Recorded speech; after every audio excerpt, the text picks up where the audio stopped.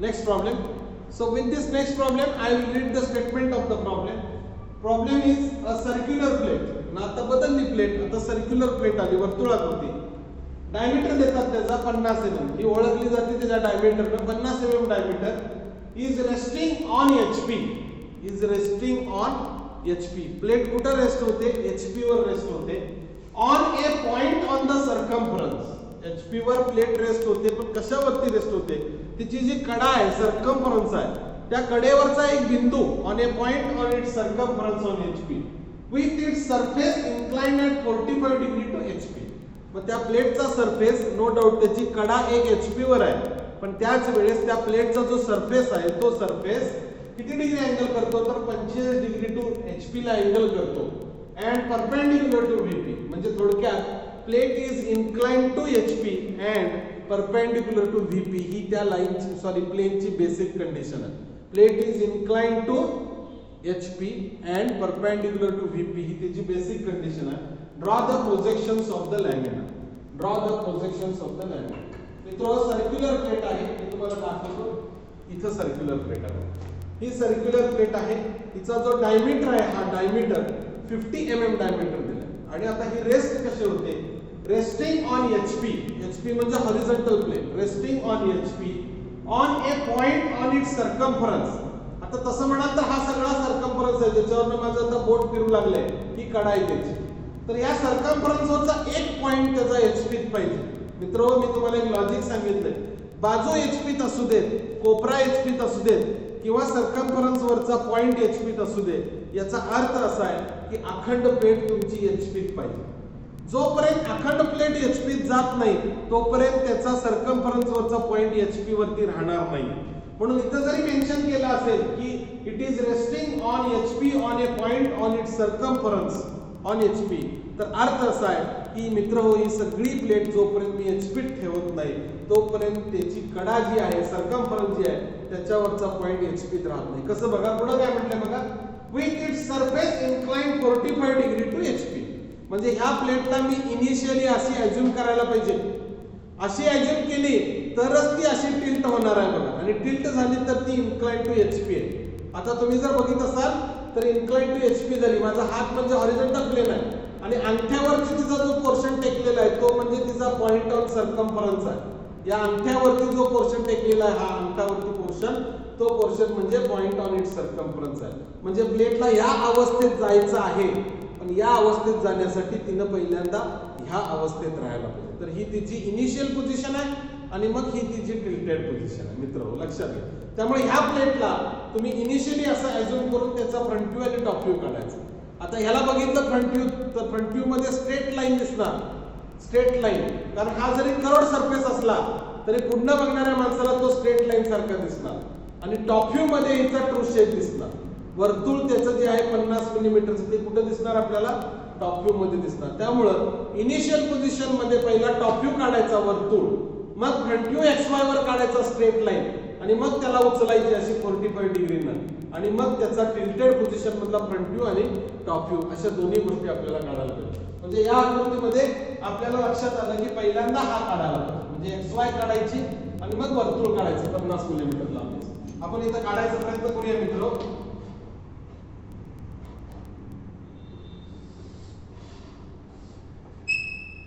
This is XY plane, this is vertical plane आणि horizontal plane. आपलं ठरलंय top view मध्ये ही काय येणार आहे? रेस्टिंग ऑन HP असल्यामुळे सर्कल येणार आहे. तर इथं मी टॉप व्ह्यू मध्ये हिचं सर्कल काढतो.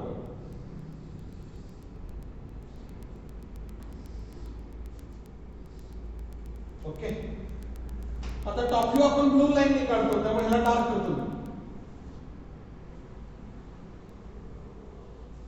बरोबर, याचा डायमीटर 50 दिलाय तुम्हाला, त्यामुळे याचा डायमीटर इकडे घ्यावा लागतो 550.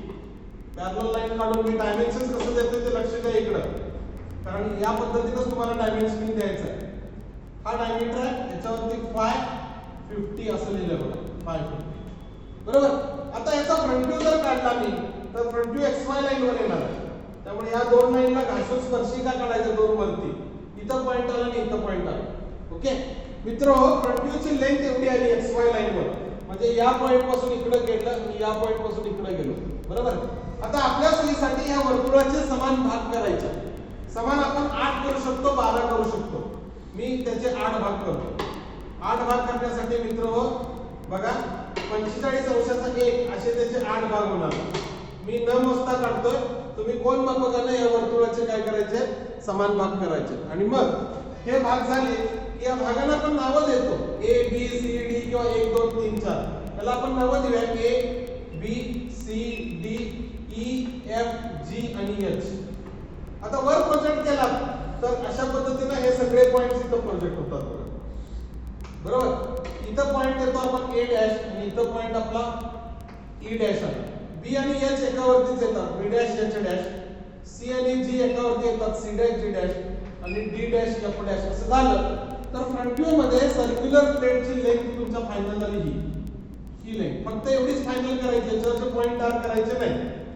आता ह्या प्लेटला मी उचलणार आहे, म्हणजे ही प्लेट अशी रेस्ट झाली. या प्लेटला मी आता उचलली की अशी तिरकी दिसणार.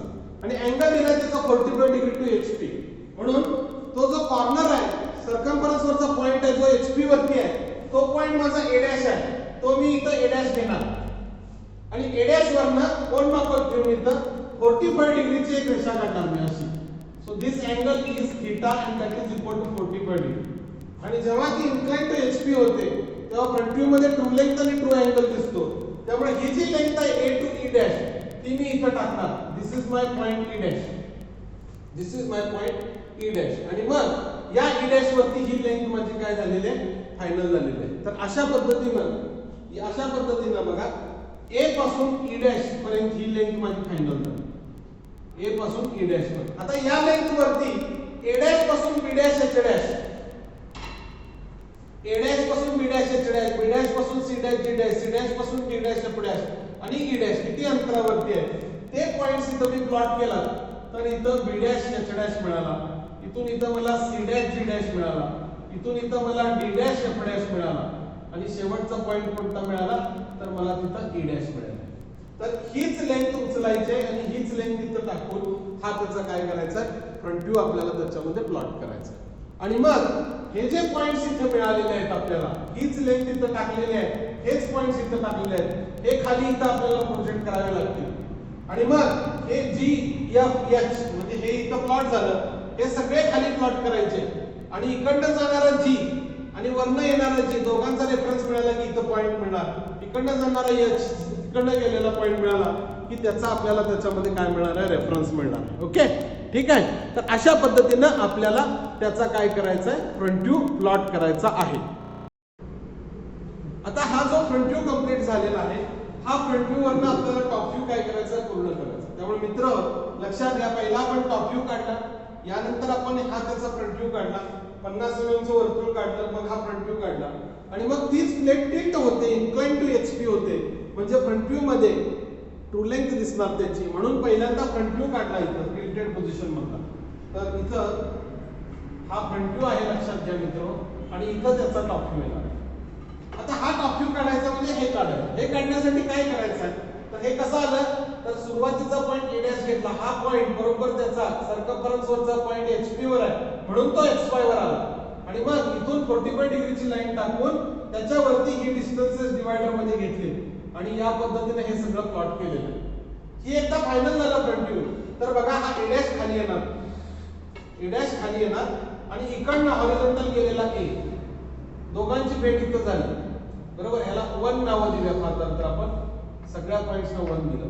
तर इथं माझा A1 आला, A1. आणि याच लाईनला E पडणार आहे, त्यामुळे ह्याला पुढे वाढवला मी. बरोबर आहे का? आणि त्याच लाईनवर E मिळणार आहे मला. तर E चं प्रोजेक्शन खाली घेतलं बघा. E चं हे सगळं खाली आलं.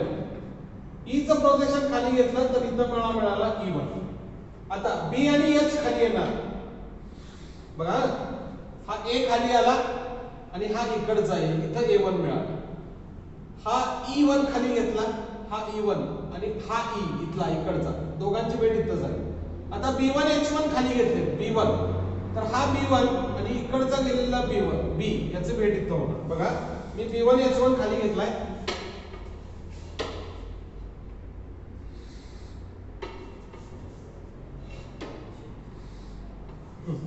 आता B इथून आला,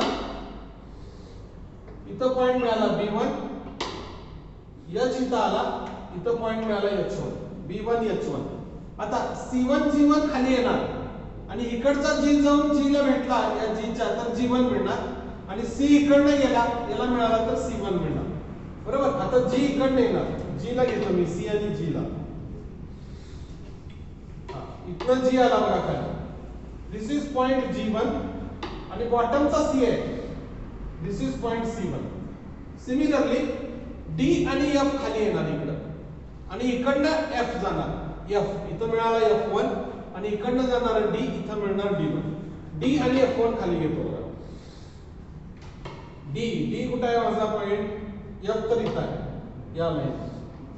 इथं मिळणार मला F1 आणि इथं मिळणार मला D1. This is D1. आता बघा A to B जॉइन करा, B to C जॉइन करा, C to D करा, D to E करा, E to F करा, F to G करा, G to H करा आणि H to पुन्हा A करा. तुम्हाला जो हा शेप इथं मिळतो तोच शेप इथं मला मिळाला. समजते का? बघा हायलाइट करून दाखवतो तुम्हाला. आता या शेपला तुम्ही जर कंपेअर केलं, या शेपला जर तुम्ही कंपेअर केलं किंवा या शेपला तुम्ही जर पाहिलात तर मित्र तुमच्या लक्षात येईल की तो आता इलिप्सच्या फॉर्म मध्ये झाला. काय झालाय? इलिप्सच्या फॉर्म मध्ये. बघा इमॅजिनेशन मध्ये प्लेट अशी होती, टॉप व्ह्यू ट्रू शेप आला, तो इथं काढला, फ्रंट व्ह्यू स्ट्रेट लाईन आली, ती इथं काढली, नंतर याला टिल्ट केला, सर्कम्फरन्सचा एक पॉइंट HP वर ठेवला, म्हणून हा point A', A1' XY line वर घेतला, इथून 45 डिग्री थीटा टाकला, त्याच्यावर लाईन काढली आणि ह्या लाईन वरती ही डिस्टन्सेस इथं उचलून पिकअप करून इथं टाकली आणि त्या डिस्टन्सेसना खाली ट्रान्सफर केलं आणि टॉप व्ह्यू मध्ये ते पॉइंट्स दोघांचं इंटरसेक्शन मिळाल्यावर जॉईन केल्यावर शेप मिळाला. ही प्लेट जेव्हा इन्क्लाइन टू HP असते, जेव्हा तिला वर्ण बघतो तेव्हा सर्क्युलर शेप हा सर्कल मध्ये दिसत नाही मित्र, तो इलिप्स मध्ये दिसतो. काय दिसतो? तो इलिप्स मध्ये. त्यामुळे इथं तुम्ही जर इमॅजिन केलं तर हा जो शेप आहे हा इलिप्टिकल शेप आहे. अशा पद्धतीनं हा इलिप्स काय झालेला आहे तर तयार झाला. Okay, got it. आता हा जो इलिप्स आहे या इलिप्सला दोन डायमेन्शन असतात, एक मेजर डायमेन्शन आणि एक काय असतं? Minor dimension. आता तुम्ही जर बघत असाल हा G', G1 आणि हा C1, तुम्ही जर हा इथला G1 आणि इथला C1 जर तुम्ही बघितला, हा G1 C1 आणि हा जर GC बघितला तुम्ही, तर जेवढा GC आहे तेवढाच G1 C1 आहे. म्हणजे हा जो त्याचा डायमीटर आहे हा डायमीटर 50 आहे G पासून C पर्यंत आणि G1 पण C1 पण तेवढाच भरणार आहे, म्हणजे तोही 50 आहे. याचा अर्थ G1 C1 या इलिप्सचा मेजर ऍक्सिस आहे. G1 C1 हा त्या इलिप्सचा मेजर ऍक्सिस आहे आणि हा जो AE आहे AE तो याच्यात बघितला तर A1 E1 दिसतो तुम्हाला आणि तो A1 E1 इथं जर बघितला तर AE 50च आहे, डायमीटर आहे तो. पण इथं A1 E1 बघितला तर तो 50 नाही मित्र, तो 50 पेक्षा कमी झालेला आहे, कारण प्लेट सरळ नाही, ती आता कशी झाली? तिरकी झालेली आहे. त्यामुळे हा त्याचा मायनर ऍक्सिस आहे. काय आहे?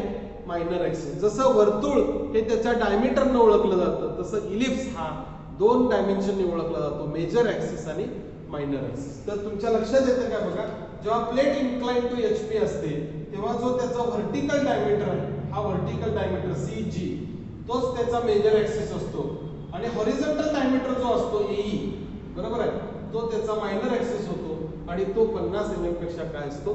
कमी असतो. तर अशा पद्धतीनं याची इनिशियल पोझिशन आणि याची फायनल पोझिशन इथं ब्लॅकबोर्ड वर पण मी तुम्हाला काढून त्याच्यामध्ये दाखवलेली. Okay, next slide. ओके, आता सेम प्रॉब्लेम आहे, फक्त स्टेटमेंट त्याचं वाचावं लागेल आणि बघावं लागेल. ओके, आता बघा, draw the projections of A circular lamina of 30 mm diameter. आता त्याचा डायमीटर किती झाला? 30 मिलीमीटर डायमीटर झाला. The lamina is inclined at an angle of 45 degree to VP. Lamina is inclined at an angle of 45 degree to VP. मित्रो, याचा अर्थ असा आहे की या लॅमिनानं आता VP ला अँगल केला आणि VP चा अँगल म्हणजे फाय अँगल असतो. काय असतो? फाय. ह्याच्या मागच्या एक्झाम्पल मध्ये थीटा होता 45 डिग्री, त्यामुळे फ्रंट व्ह्यू मध्ये ट्रू लेंथ ट्रू अँगल होता.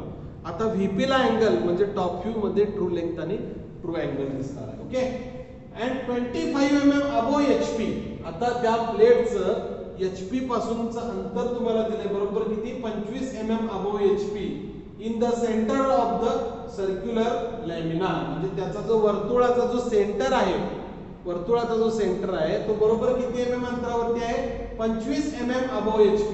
किती आहे, 25 mm अबोव HP म्हटलंय. And 15 mm in front of VP, म्हणजे त्या वर्तुळाचा मध्य आहे, त्याची दोन्ही अंतर दिलेत H आणि B. हॉरिझॉन्टल प्लेन पासून तो दिलेला आहे 25 mm अबोव HP आणि व्हर्टिकल प्लेन पासून दिलेला आहे 15 mm in front of VP. मित्रहो, हॉरिझॉन्टल प्लेन पासूनचं डिस्टन्स जे आहे ते समोर फ्रंट व्ह्यू मध्ये दिसतं XY लाईन पासून वर, आणि व्हर्टिकल प्लेन पासूनचं जे अंतर आहे त्याच्या सेंटरचं ते टॉप व्ह्यू मध्ये दिसणार XY लाईनच्या खाली. बघूया या प्रॉब्लेमचं सोल्युशन आपण कसं डिस्कस करायचं.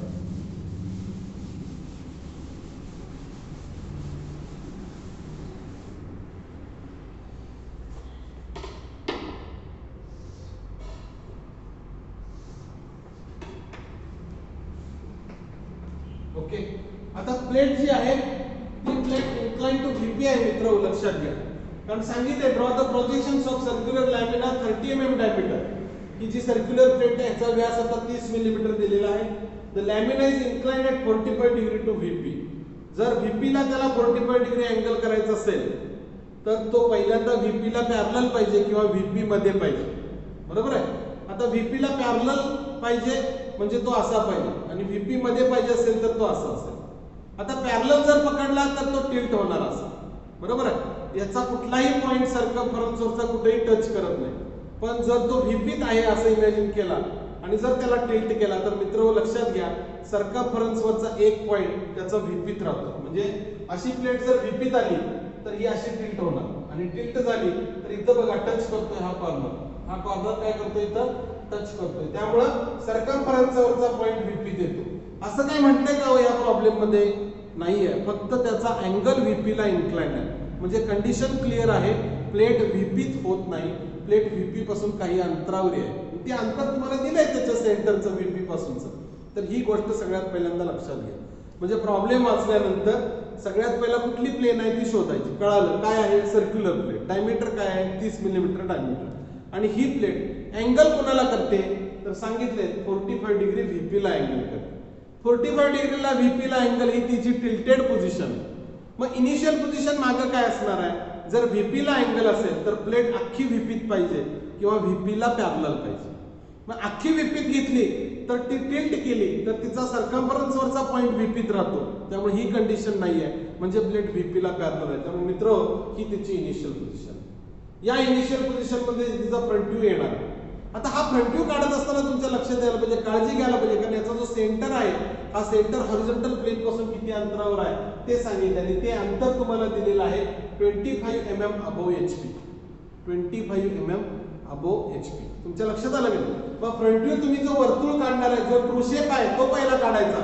हे वर्तुळ काढत असताना तुम्हाला काळजी काय घ्यायला पाहिजे तर VP पासून 25 mm अंतरावरती तुम्ही एक हॉरिझॉन्टल लाईन काढायची. म्हणजे ही हॉरिझॉन्टल लाईन म्हणजे ही सेंटर लाईन आहे, लक्षात घ्या. ही सेंटर लाईन या XY लाईन पासून 25 mm अंतरावरती काढायची. हे डिस्टन्स मी इथं मेन्शन करतो. This distance is equal to 25 mm. 25 mm. आणि या 25 mm वरती कुठे पण एक रेफरन्स पॉइंट घ्या तुम्ही. हा सेंटर होईल त्याचा, आणि हा सेंटर आणि तुमचं 30 mm चं सर्कल हे तुम्ही इथं ड्रॉ करायचं. तर अशा पद्धतीनं तुम्हाला या ठिकाणी हे वर्तुळ इथं काढावं लागेल. मित्रांनो, हा त्याचा काय झाला, फ्रंट व्ह्यू झाला. लक्षात आलं का? आणि मग हा त्याचा फ्रंट व्ह्यू झाला. आणि याचा टॉप व्ह्यू कुठे येणार आहे तर प्लेट माझी आता VPत नाही आहे, अशी लांब आहे, आणि हे डिस्टन्स सुद्धा दिले. म्हणजे त्याच्या सेंटरचं हा जो सेंटर आहे त्याचं VP पासूनचं अंतर तुम्हाला दिले, आणि ते अंतर दिले 15 mm in front of VP. बरोबर आहे की? म्हणून याचा टॉप व्ह्यू काढताना हे बघा, इथं मी नाव दिलं A. आपली सवय आहे याला 8 भागामध्ये डिवाइड करायचं, तर आपण याला डिवाइड करूया. लक्षात आलं? या पद्धतीने केलं A B C D E F G H. 8 भाग करायचे 360 चे, बरोबर आहे की? म्हणजे 45 अंशाचा एक भाग करायचा, हे लक्षात घ्या. मग हा फ्रंट व्ह्यू झालेला आहे. हा फ्रंट व्ह्यू मी फायनल करतो.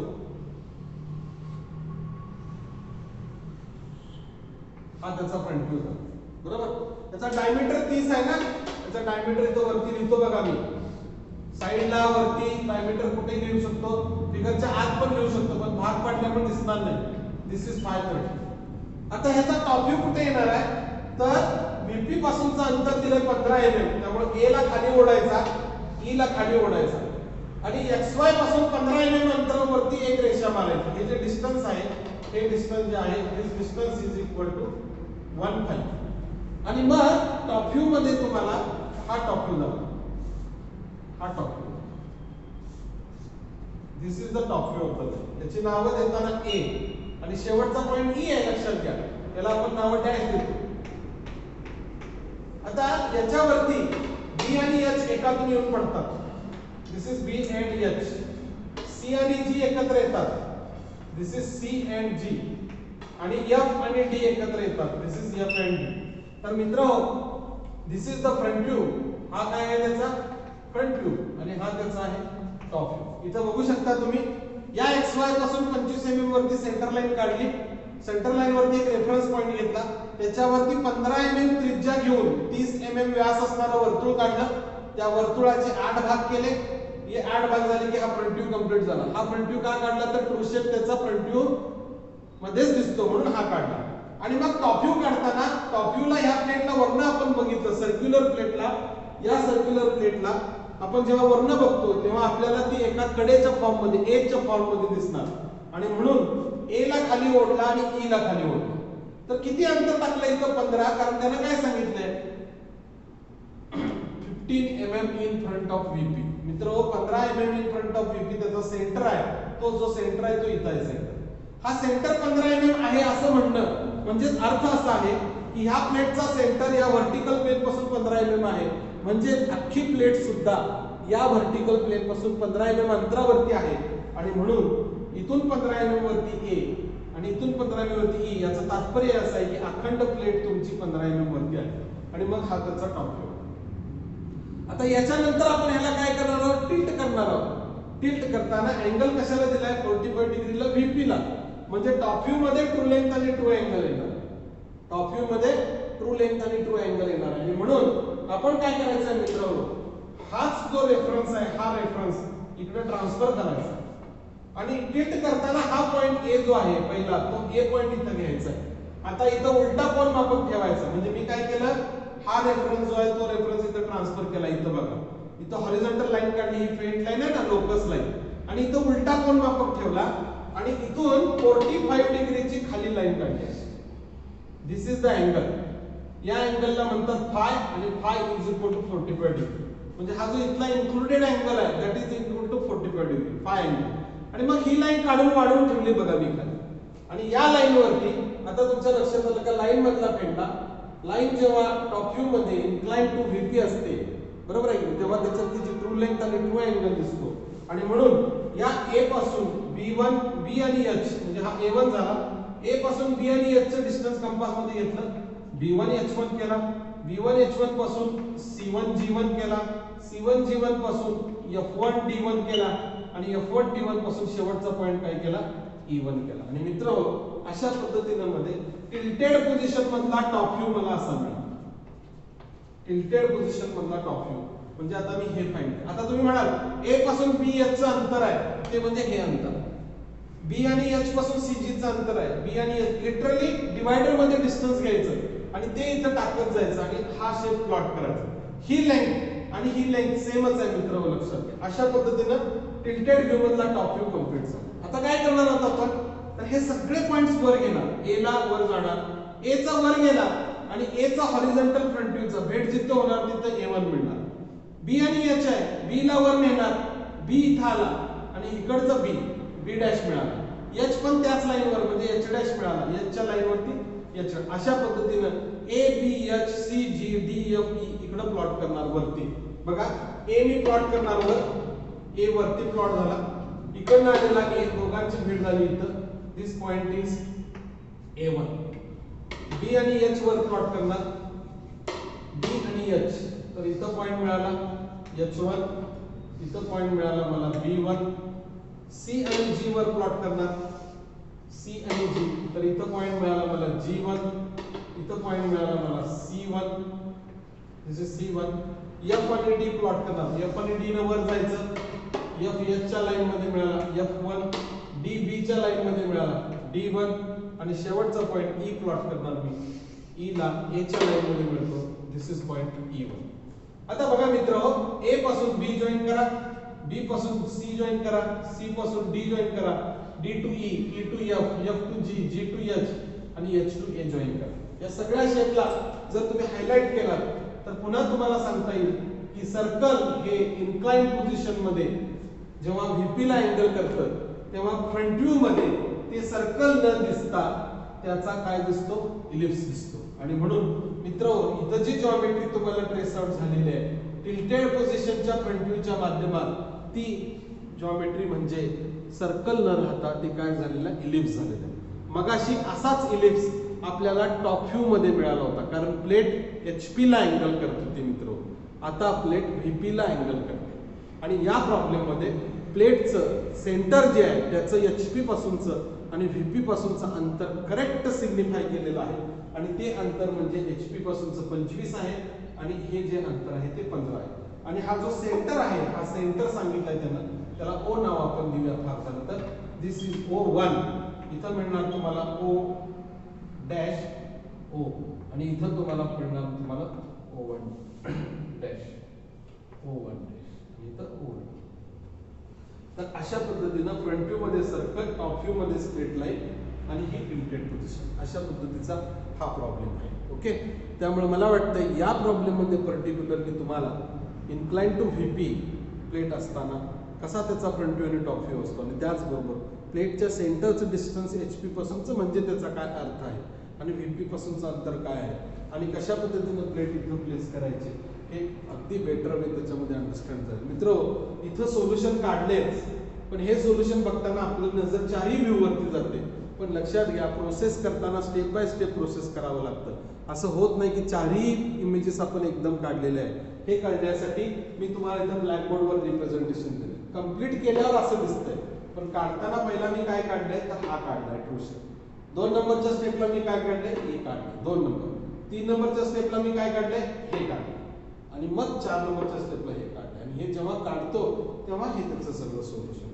म्हणून इंटेन्शन अगदी प्युअर आहे आमचं. तुम्हाला डायरेक्ट पॉवर पॉईंट प्रेझेंटेशन वरती हे एक्सप्लेनेशन केलं असतं तरी चाललं असतं मित्र, पण यानं विद्यार्थ्याला काढत असताना आपण कसं काढायला पाहिजे हा जो सिक्वेन्स ऑफ ड्रॉइंग आहे हा लक्षात येत नाही. हा लक्षात येण्यासाठी मी इथं मित्रांनो तुम्हाला ब्लॅकबोर्ड वरती रिप्रेझेंट करतो. लक्षात आलं? त्यामुळे power point along with blackboard representation will definitely help you to simplify the drawing in such kind of problems. तर माझी विनंती आहे, जे प्रॉब्लेम्स तुम्हाला आतापर्यंत झालेले आहेत ते तुम्ही एकदा तुमच्या हाताखालनं घालायला पाहिजे, तुम्ही काढायचा प्रयत्न करायला पाहिजे मित्र. जोपर्यंत तुम्ही काढणार नाही तोपर्यंत तुम्ही ड्रॉइंग शिकणार नाही. नुसतं ऐकलं बघितलं तुम्हाला समजल्यासारखं वाटेल, पण ते काढायला पाहिजे आणि ते वेळेत काढता आलं पाहिजे. त्यामुळे मला तुम्हाला कळकळीनं सांगायचं आहे की तुम्ही हे ड्रॉइंग 100% प्रत्येक सेशन झाल्यानंतर त्यातला प्रॉब्लेम घरी प्रॅक्टिस करायला पाहिजे. Okay, thank you very much.